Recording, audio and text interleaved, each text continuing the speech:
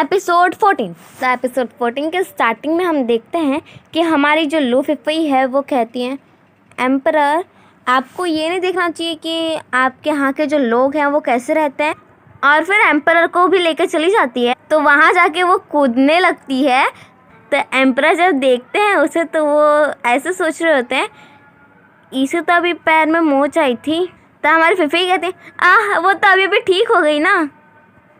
तभी एक औरत आती है और कहती है कि ये लड़का है और ये ओचीपोचस नहीं है। तो वहाँ पर हमारी लूफी इतना मज़ा करती है कि उसे ऐसे खुश देख के एम्परर भी हंस जाते हैं और फिर वो भी खेलने लगता है हमारी लूफी के साथ। और फिर नेक्स्ट सीन में हम देखते हैं कि जो हमारी लूफी है वो चिकन लेग पीस खा रही होती है और एम्परर के लिए पूछती है, पर एम्पर जैसे ही खाने जाते हैं तैसे ही हमारी लूफी ले लेती है और फिर क्या था, खाने लगती है। और क्या, अब एम्परर बेचारे तो कुछ कहते नहीं, बस हंस देते हैं। तो नेक्स्ट सीन में हम देखते हैं कि वो जो बच्ची है वो कहती है लूफी से, अगर मेरा मन कर तुमसे मिलने का तो मैं कैसे मिलूंगी। तो फिफी कहती है, कोई बात नहीं, तुम आ जाना मुझसे मिलने। तो फिफी कहती है वो बच्ची कि दादी जी ने कहा है कि बाहर की जो दुनिया है ना वो बहुत ही खतरनाक है, इसलिए मैं नहीं जाने वाली बाहर, तुम आ जाया करो। फिर ये बात सुन के जो लूफी है वो ऐसे घूर रही होती है जैसे एम्पर को कि देख लो, तुम कहते हो कि ओचीपोचस लोग बुरे हैं ना, देख लो। नेक्स्ट सीन में हम देखते हैं कि जो शुनशान है वो अपने बर्ड्स के साथ बातें कर रहे होते हैं। तो हमारे जो लॉर्ड चेन है वो चाय की चुस्की ले रहे, जैसे उनकी नज़र जाती है रोड पे तो वहाँ वो देखते हैं एम्परर और लूफी को। ये देख के वो तो सोचते हैं, क्या ये दोनों साथ कैसे हो सकते हैं, इन दोनों के बीच तो कभी पट्टी नहीं है। तो ये बात देखते हुए जो शुनशान है वो कहते हैं, आपको क्या हुआ लॉर्ड चेन। तो लॉर्ड चेन कहते हैं, मुझे लगा कि एम्परर यहाँ से जा रहे थे। शुनशान कहते हैं, आपकी कोई गलतफहमी होगी, एम्परर यहाँ कैसे हो सकते हैं। फिर नेक्स्ट सीन में हम देखते हैं कि जो एम्परर है और तैंग दोनों साथ में आके लेटे होते हैं।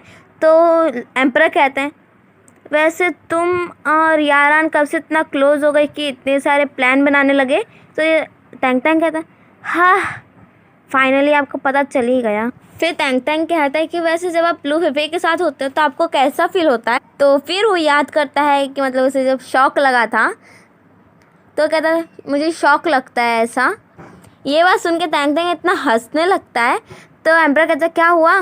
तो तैंग कहता है, कुछ नहीं। फिर नेक्स्ट सीन में हम देखते हैं एम्परर को जो हमारी लूफी का की चेन लेके देख रहे होते हैं और कहते हैं, जैसे इसके पास इतनी बड़ी बड़ी आँखें और इतना प्यारा सा स्माइल है वैसी लूफी के पास भी है। और फिर नेक्स्ट सीन में हम देखते हैं कि जो राजा का असिस्टेंट होता है वो आता है, कहता है एम्परर। तो हमारे एम्परर तो बस हमारी फिफी का जो ट्रिक होता है वही आजमाने की कोशिश करते हैं बेचारे असिस्टेंट पर, और बेचारे को डरा ही देते हैं। मतलब क्या भाई, और बेचारे असिस्टेंट की तो एकदम हवा टाइट हो रही होती है। फिर नेक्स्ट हम देखते हैं जो एम्परर है वो आए होते हैं रात के टाइम पे हमारे लूफी से मिलने, बट बिना मिलने ही जा रहे होते हैं वो। तभी जब वो आके देखते हैं तो वो देखते हैं कि हमारी जो लूफी है वो वहीं पर बोर होके वहीं पर बैठी होती है। तो जब लूफी देखती है एम्परर को तो कहते, तुम इतनी रात को यहाँ क्या कर रहे हो। तो एम्परर कहता है, कुछ भी तो नहीं, मैं तो बस वैसे ही आया था। तो हमारी लूफी कहती है, ठीक है फिर मैं तो जा रही हूँ सोने। तो जब वो जा रही होती तो एम्परर बोलते हैं, रुको। तो एम्परर आके बैठ जाते हैं लूफी के पास और फिर कहता है, मुझे नींद वीद नहीं आ रही है, तो क्या तुम मेरे साथ बातें कर सकती हो। तो हमारी लूफी कहती है, डेट करना है तो पहले बोलना चाहिए था ना। तो फिर एम्परर जब उसकी ये फुसफुस सुनते हैं तो वो कहते हैं, क्या कहा अभी तुमने। तो लूफी कहती है, मैंने तो कहा एम्परर कितने अच्छे हैं, थैंक यू बोल रही हूँ और कुछ नहीं। तभी उसी टाइम पे वहाँ पर एक मच्छर आता है जिसे देख के हमारी लूफी तो उसे बस पकड़ के मारे डालती है।